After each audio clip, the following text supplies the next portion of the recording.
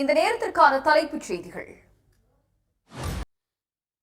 புதிய சட்டத்தின்படி வக்ஃப் வாரிய உறுப்பினர்களை நியமிக்க இடைக்கால தடை விதித்த உச்சநீதிமன்றத்திற்கு முதலமைச்சர் மு க ஸ்டாலின் வரவேற்பு தெரிவித்திருக்கிறார்.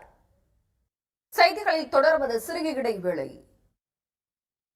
உலகம் முழுவதும் நடைபெற்ற முக்கிய நிகழ்வுகள் சிலவற்றை முதன்மை செய்திகளாக இப்போது பார்க்கலாம். செய்திகளில் தொடர்வது சிறிய இடைவேளை.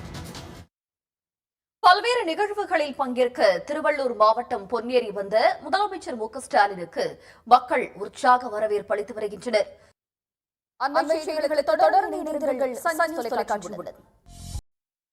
வணக்கம். இன்றைய செய்திகளை விரிவாக பார்ப்பதற்கு முன்பாக முதலில் இந்த நேரத்திற்கான தலைப்புச் செய்திகள்.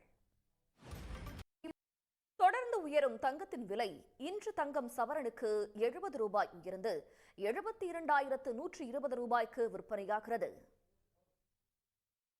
தமிழ்நாடு அரசுக்கு போட்டியாக துணைவேந்தர்கள் மாநாட்டுக்கு ஆளுநர் ஆர் என் ரவி அழைப்பு விடுத்திருப்பதற்கு அரசியல் கட்சிகள் கடும் எதிர்ப்பு தெரிவித்திருக்கின்றன.